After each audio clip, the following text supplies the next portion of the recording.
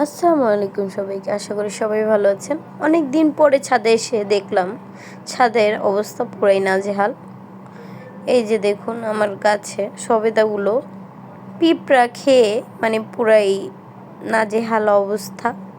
মানে দুইটা সবেদা আর কি, এত বড় বড় সবেদাগুলো, আসলে মনটাই খারাপ হয়ে গেল। এখন ভাবতেছি এগুলোকে কেটে ফেলবো, কারণ অনেকবার পানিতে ধোয়ার পরও এটা আবার হয়েছে। আর আর ভিতরেও আর কি সব নষ্ট করে ফেলেছে, এজন্য আসলে কেটে ফেলতে হবে। আমি দেখতেছি আর কোথাও আর কি এরকম আছে নাকি, বাকি ফলগুলো ঠিক আছে কিনা। তা আমি ডাল সই আর কি ভেঙে দিচ্ছি, কারণ অনেক পিঁপড়া বাসা বেঁধে ফেলেছে। এই যে দেখুন কি সুন্দর ফল দুটো আসলে পুরাই নষ্ট হয়ে গেল।